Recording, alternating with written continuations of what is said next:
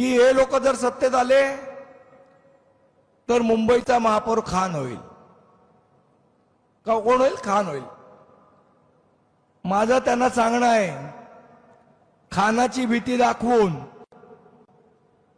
गुजराती आणि भैया महापौर करायचा तुमचा डाव असेल तर तो महाराष्ट्र नवनिर्माण सेनेचा महाराष्ट्र सैनिक कदापि होऊ देणार नाही नाही नाही.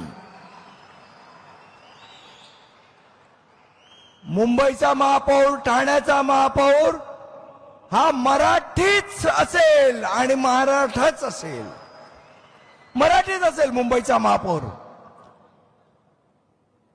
कुठल्याही बाकी लोकांना आम्ही महापौर होऊन देणार नाही आणि सन्मान्य राजसाहेब ठरवतील तोच महापौर या मुंबईचा होईल, तोच महापौर या ठाण्याचा होईल, ही निश्चितपणे तुम्हाला मी जाहीरपणे सांगतो. आणि म्हणून या लोकांना धडा शिकवायला